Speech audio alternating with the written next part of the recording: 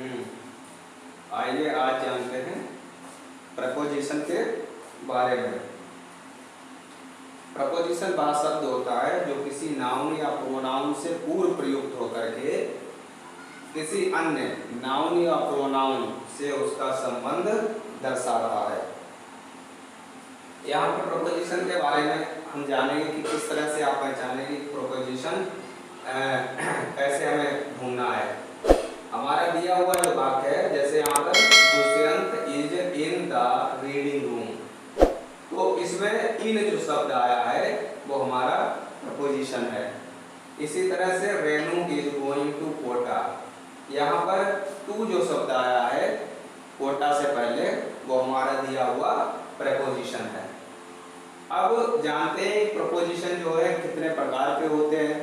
तो प्रपोजिशन के kinds of preposition, तो प्रपोजिशन जो है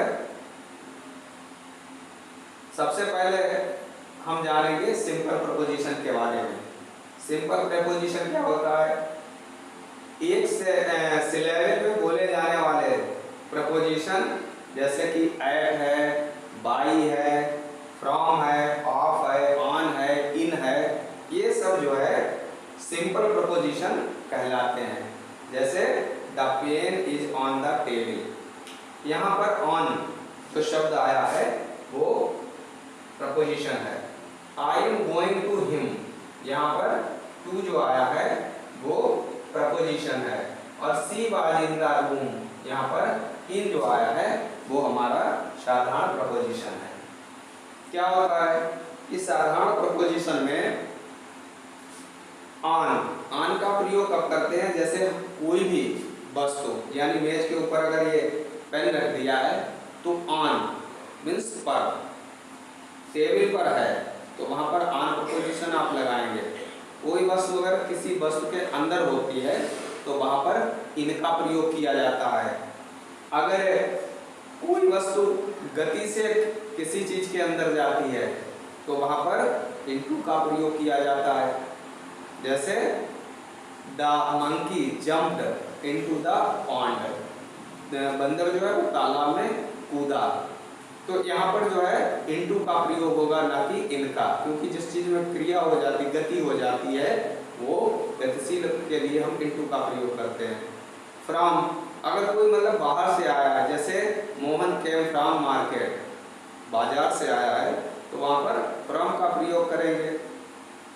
अब एबव, कोई चीज किसी एक निश्चित, जैसे कि एक माइनर रेट्स, यहाँ पर कोई बिल्डिंग बनी हुई है, उससे पास में ही दूसरी अगर बिल्डिंग है तो उससे एबव हो जाएगी, ठीक है।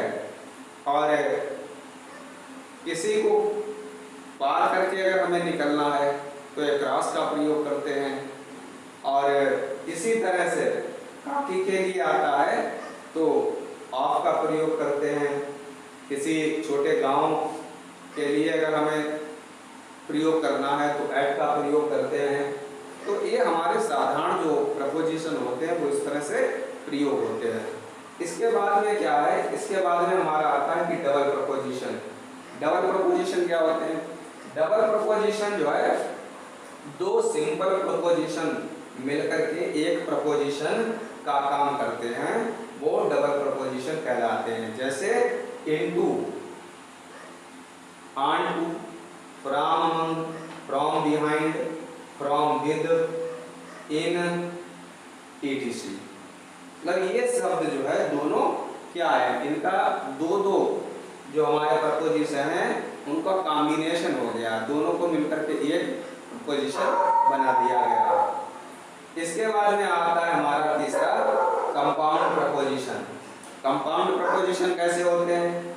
ये ऐसे प्रपोजिशन होते हैं जो उच्चारण करते समय दो सिलेबल्स में बोले जाते हैं, वे कंपाउंड प्रपोजिशन कहलाते हैं। जैसे he was angry beyond the proper limit, मतलब वह इतना क्रोधित था उसकी कोई सीमा ही नहीं थी। The train is about to arrive, गाड़ी आने ही वाली है। तो इस तरह कंपाउंड यानी कि उच्चारण करते समय दो सिलेबल जहाँ पर प्रयोग हो तो वो कंपाउंड हमारे प्रपोजिशन बोले जाते हैं। इसके बाद में अगला हमारा आता है फ्रास प्रपोजिशन। दो शब्दों का समूह जिसका प्रयोग प्रपोजिशन की तरह हो वह फ्रास प्रपोजिशन कहलाता है। जैसे in place of, on account of, in case of, in care of, according to. अब यहाँ पर जैसे हम बाकी में प्रयोग करते हैं, my friend acts according to my advice, यानी कि मेरा मित्र जो है वो मेरी सलाह के अनुसार कार्य करता है। तो ये क्या हो गया कि ये समूह में प्रयोग हो गए। जो समूह में प्रयोग होते हैं वो शब्दों का जहाँ पर समूह हो, इस तरह के प्रयोग होने वाले प्रपोजिशन फ्रास प्रपोजिशन कहलाते हैं। इसके बाद में आता है हमारा पार्टिसिपल प्रपोजिशन। अब पार्टिसिपल प्रपोजिशन क्या है? वे शब्द जिनमें आईएनजी जुड़ा रहता है और वो अपना स्वतंत्र प्रयोग रखते हैं, वे पार्टिसिपल प्रपोजिशन कहलाते हैं। जैसे कि रिगार्डिंग, ड्यूरिंग, कंसर्निंग और कंसाइडिंग ईटीसी। अब जैसे कि फॉर एग्जाम्पल हमने during the crisis in the nation we must be free from rumours. तो अब यहाँ पर क्या था कि ड्यूरिंग का प्रयोग जो है हमने वाक्य के आरंभ में किया, यानी जो प्रपोजिशन था हमारा during the crisis in the nation we must be free from rumours. तो इस तरह से इनका जो प्रयोग होता है वो पार्टिसिपल प्रपोजिशन कहलाता है। ऐसे प्रपोजिशन जिसमें आईएनजी लगा होता है और वो अपना स्वतंत्र प्रयोग रखते हैं। अब इसके बाद में आते हैं हमारे रिलेशन एक्सप्रेस्ड बाय प्रपोजिशन, यानी कि किस तरह से हम प्रपोजिशन का संबंध एक दूसरे से दर्शाते हैं। तो यहाँ पर जैसे कि आप स्पेस से समझ लीजिए, जहाँ पर जगह के लिए प्रयोग किए जाने वाले प्रपोजिशन है। जैसे कि Dolly is in her drawing room, कमरे में है तो इनका प्रयोग किया गया। The picture fail into the water, गाड़ा गया और पानी में डूबा, तो वहां पर गति हुई तो इनटू का प्रयोग किया गया। The thief jumped from the roof, बिल्ली जो चूहा जो चोर जो था वो छत से कूदा, तो वहां पर फ्रॉम का प्रयोग किया गया। टाइम के लिए my friend came at 4 PM, समय दिया है तो एट का प्रयोग। I shall return here within a hour, यहाँ पर विदिन का प्रयोग किया गया।